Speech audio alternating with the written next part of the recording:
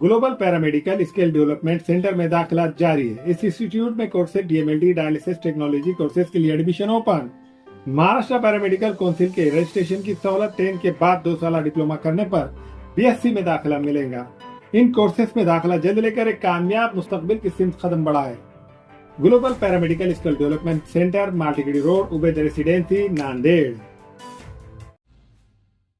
अस्सलाम वालेकुम नाज़रीन, नांदेड़ 2 न्यूज़ में आपका इस्तकबाल है। चलिए जानते हैं आज की खबर। नांदेड़ शहर में मूसलाधार बारिश का सिलसिला जारी है। इस तेज बारिश से शहर के कई इलाकों का बुरा हाल हो गया है। जगह जगह रास्ते बराबर न होने की वजह से कीचड़ और गड्ढे दिखाई दे रहे हैं, जिससे इन इलाकों के लोगों के अलावा इन रास्तों से गुजरने वाले लोगों को काफी मुश्किलात पेश आ रही है।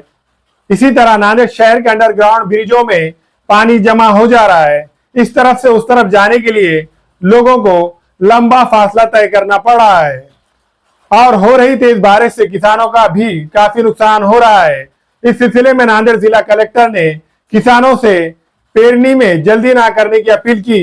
देखिए उन्होंने क्या कहा। यावर्षी मराठवाड्यात आणि नांदेड जिल्ह्यामध्ये मान्सून पूर्व पाऊस खूप मोठ्या प्रमाणावर आलेला आहे, परंतु पुढच्या काही दिवस जरी सरी पावसाच्या कायम राहणार असल्या तरी हे अनियमित आणि अस्थिर स्वरूपाचा पाऊस असणार आहे आणि कृषी विभागाच्या ॲडवायझरीप्रमाणे आपण कुठल्याही पेरणीची घाई करू नये।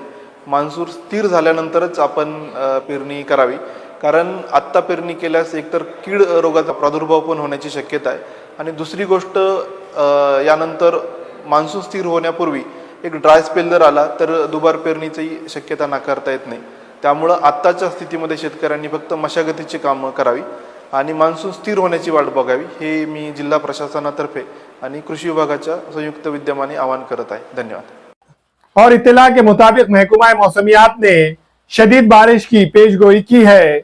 परभनी, बीड़, नांदेड़ और हिंगोली अजला के लिए ऑरेंज अलर्ट जारी किया गया है। इन तमाम इलाकों में मूसलाधार बारिश होने के इम्कान है।